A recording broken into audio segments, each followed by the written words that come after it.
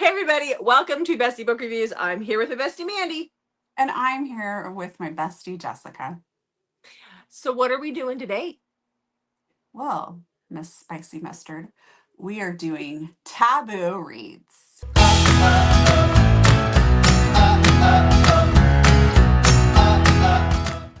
Okay. These are just like a blanket taboo reads Yep, for just any reason. blanket We can tell you taboo. what they're taboo about or what makes them taboo when we talk about them. But before we start that though, Well, thank you for being here. We would love it if you hit that subscribe button if you haven't yet. And also, we love comments. So hit that like button and let us know how you feel about Taboo. yeah. And we have quite a bit of Taboo. So if you're newer to our channel and you're like, wait, they forgot like all of the other Taboo books, it's We because got a lot of them. we have a lot of Taboo. Yeah, and Goodies. they're in our playlist. There is a taboo link in our playlist or a taboo And they playlist. usually seem to get the most likes and watch time and Everybody likes subscribers. taboo. People like taboo. Yeah. It is what it is. All right, so let's get started with this. Yes, let's get started, Okay. Miss So Spicy Mustard. thank you. So this this first book that I have is Mind to Bend by Aurelia Knight. This is taboo because it is doctor patient. This is a dark captive stalker type romance. This is about This is not Serafina. just your No, normal doctor patient. no, it's got a lot to it. So this is about our heroine, Serafina. She goes by Sarah. She has been married for 18 months. Her and her husband got married very young. They came from a very small town, and she was the pastor's daughter. And her husband's father is best friends with her dad, but he was like the guy selling moonshine out of the back of his truck. Like he was in a lot of trouble. So when they wanted to get married or got married, this guy's dad broke his legs because he thought he got her knocked up, and that's why they got married. So they fled the town. They left the town. They've been married for 18 months now. They have yet to consummate their marriage. She is still a virgin. And so she is begging him, because he is just not that interested in her, to go to counseling with her, with this doctor who is Dr. Shane. And when they meet, there is a spark between Shane and Sarah. And Shane becomes obsessive. Shane becomes a little crazy. He eventually wrangles her into meeting with him individually. He uses his position as a doctor to his benefit for both of them. I loved it, but it's definitely got those taboo elements, because you shouldn't be doing that as a psychologist or psychiatrist or whatever he was. That's a no-no. It's the start of a series, and I want to read more in the series. So, Okay. okay. What do you got? Well, my first taboo read is I'm Sorry, Daddy by May Alder. Okay. So this is so Tina's mom cheats on her stepdad and decides that it kind of all blows up, and so Tina's mom moves out and says, "I'll come back for you later, Tina." She leaves with her new boyfriend and leaves Tina with the stepdad. And uh, and that is when Bill, her stepdad, and her decide that maybe the two of them were really the ones that were meant to be together. So when Tina does eventually show back up months later, or excuse me, Tina's mom shows up months later, she finds Bill and Tina are now together. Dun dun dun. Dun dun dun. Okay, I'm doing it. Okay. All right. So the next one, I've talked about this one a couple times, but just in other videos. This also does fall under the taboo, and I really feel like more people need to read it. But this is taboo because it's a stepmom-stepson situation, but in a weird twist. So let's just talk about it. So this is Wildling by Lynn Burke. This does take place in Alaska. This is about our heroine, who is Sage. She is young, and she lives, her parents are hoarders, and she's in her early 20s. Her parents are hoarders, and she's the only one that works, and she's just trying to make ends meet when this guy that she's met a couple of times, who comes in, from the bush. He comes in a couple of times a year to get his supplies, and he convinces her to marry him on one of these trips. And so she marries him, and he takes her out to the bush to where he lives on his homestead. And that is where she meets his son, who is Flynn, who is 18. He's 2 years younger than her. And after she gets out there, the man that she married becomes an abusive prick, and he's abused Flynn his whole life. But this leads to the two of them finding solace in each other and starting up an affair with each other. So it's really, really good. Like, there's not a lot of reviews on these. This whole series is great. I feel like everyone who watches our channel needs to read that book. You are desperate. I am, because I think when I first like had it, the first year that I listened to it or read it, there's no audio, I had to read it. It was on my Goodreads that year as like the book with the lowest number of reviews and ratings, and I think it had like 60 or 63 or something, and it's just so good. And Alaska is done so well, but the story itself is just so good. So just saying, go read it. Do me a favor and go read it before I cry. You still haven't read it. Gosh dang. I don't even know what I'm doing here. Okay. Next, I have, whoa, I'm throwing stickers around. I have One Night Seduction by Caitlin Taylor. So when Taylor's name is attached to something, you know it's going to be a wild read. Is that a good way to describe that? So we have, I forgot her name, Ariana. So Ariana, the mom's ex-husband, is Logan. And Ariana goes to a sex club one night with her friends for her friend's birthday. And she meets up with a guy, or meets a guy there. They go and are doing their thing. And it turns out that is Logan, her mom's ex-husband, who would also be her ex-stepdad. Do they stop? No. They keep going. And they do it again. And then they kind of start off on a little bit of a relationship. And then everyone goes camping, like goes on a trip together. And things get really wild, and it gets even more taboo than just the fact that this is her mom's ex. And when I say everyone, like the mom is there, an aunt and uncle are there, his brother's there, like everyone goes on this trip together. It is just wild. I really enjoyed it. If you're looking for a really wild taboo read, this is for you. Okay. All right. So the next book that I have is Better Poetry by L.V. Lane. So this is a Mafia romance, but this is an MFM with the two M's are brothers. And also our heroine is married when things start to happen. So with the hero, and she's not married to the hero. So you have cheating in there too. So this is, like I said, Mafia. This is about Carmela. So Carmela's dad is the Don of the, he's the head of the Mafia. And things are going good for the family. And he has told Carmela, who is 17, that after her 18th birthday, she is going to marry Dante. Dante is one of the underbosses. I think he was underboss in the city. And, he hasn't quite made it yet, but he's, the dad really likes him. He runs their money. He does accounting, I believe, if I remember correctly, for them. And she has had a crush on Dante for a long time. She's very okay with this. Dante, being the good, upstanding man that he is, decides, and I'm serious about that. That's not me being cynical, but he decides that he doesn't want to marry her at the age of 18. He wants her to go to college first. Like, he wants her to experience life first. And so these plans are set in place. Well, in the meantime, something tragic happens, and her dad is no longer able to lead the family.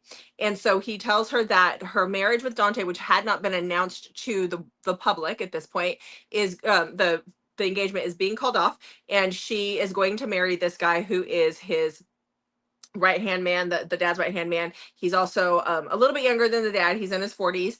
But that she has to marry him because he can keep her safe. Well, this man that she is getting handed over to is not a very good guy. Dante and his brother Christian believe that he has committed some pretty heinous crimes. Christian actually works with him as one of his guards, who he eventually becomes one of her bodyguards. But he works with them to try and get dirt on him for his brother.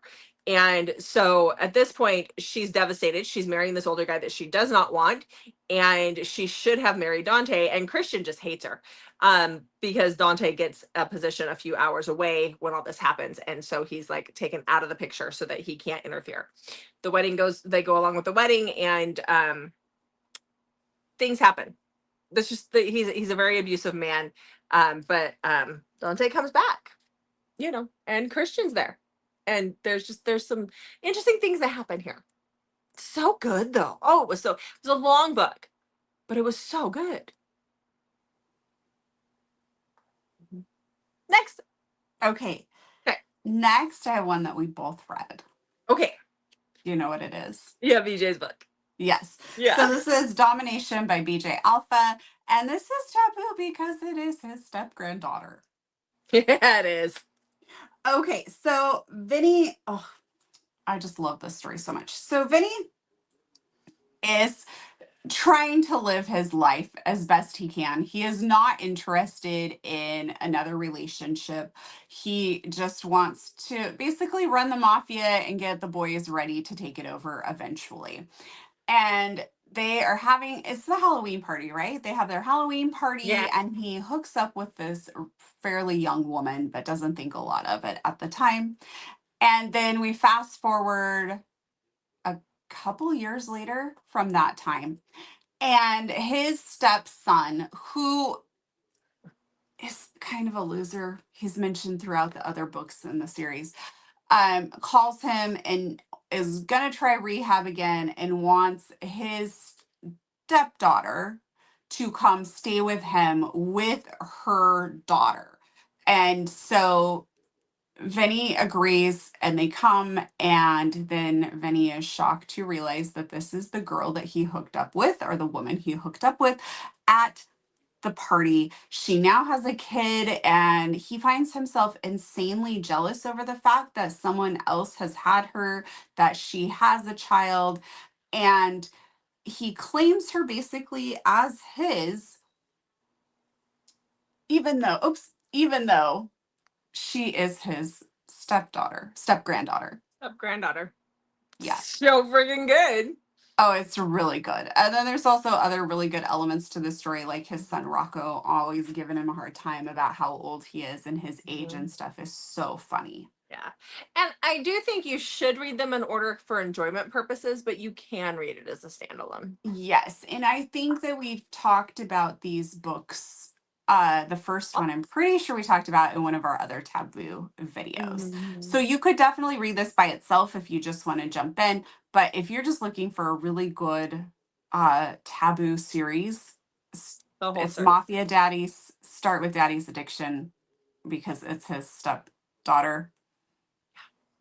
And but Daddy's Addiction, you can't get off Amazon. You can only get the audio right now. You can get the paperback book too on Amazon. Yes, ebook from BJ's website. Yes, ebook from BJ's website. Yeah, just look at BJ Alpha. Okay, my next book is Broken by Serena Ackroyd, and this is taboo because he's a priest. So this is about Andrea and Savio. So Savio is our priest, and when he was younger, like still priestly, but when he was, probably 20s, he was kidnapped by this, still priestly. Like he's been a priest. He was a priest. It wasn't like he was a kid when this happened. He was a priest at this time, but he was young. He is kidnapped, and he is forced to give. I guess people they want him to give them. When you go to a priest and you ask for forgiveness, kind of a thing like that, whatever that's called, absolution. I don't know what you call it because that's not my thing. But he's forced to do that for these guys who do heinous acts in front of them. He's supposed to pray with them. And he's supposed to do all this stuff, and so he is kept for a few years by these guys before he is released. Now he's out. away from them, and he's dealing with a lot of trauma from that. And he's also a little bit of a vigilante at this point. And then you have Serafina. She has been in love with him since she was 14 when she saw his picture on the news because he'd been kidnapped by these people and he was missing. And she believes that she's a Nephilim. She believes it is her job to help save people, and she knows that he needs her now. And she is going to go and help him because she knows that he needs her. She's suffering from a brain tumor, and has to have surgery. And she like gets herself out of the hospital before she's ready because she is that obsessed with him. And it's kind of an instant relationship thing, but just set all that aside. It's still a great book, especially if you like those priest ones. Normally the taboo for that doesn't hit right because I wasn't raised Catholic. So, but this one did a little bit. This one worked for me. All right. Okay. Well, my next one is Step Tease by Danny White. Okay. And this one, you kind of have to just go with it a little bit. So we have Jenna, whose mom was married to Cade. They made a pact when they were younger to get married at a certain age. And so while they were married, it was not like a you're the love of my life type marriage. And we find out more about that as the story goes on. But Jenna's sister was in the military. She's gone for a little while. And so Jenna starts comfort breastfeeding the baby that she's watching for her sister while her sister is gone, which in turn ends up with her lactating. And so the sister is now back, and there's now no baby to help with the lactation problem that she's got going on. And also she's 18, and her mom's boyfriend is an abusive prick. And so she gets hurt by him, and the sister's like, I have to leave, but I'm taking you to Cade's. He'll take care of you. And she just drops her off there and leaves, basically. And so Cade does take care of her, and Cade takes care of all the problems that she's got going on. Okay. Sure. It was a little bit different for me, but It is what you if you're looking for something a little different on the taboo spectrum, there you go. Okay. There's no All right. judgment. No I judgment only at all. judge Jessica. Only judge Yes. her. All of you Yeah. other people who love the aliens and all that, as I call it, weird ass shit, there's no judgment. I just judge Jessica for it. She does. And Okay. also, if you didn't see one of our videos from before, I actually can identify alien peen better than Jessica. She can. 100%. I'm not salty about that at all. Okay, anyhow. You can try again when we go to Vegas. I've tried twice now.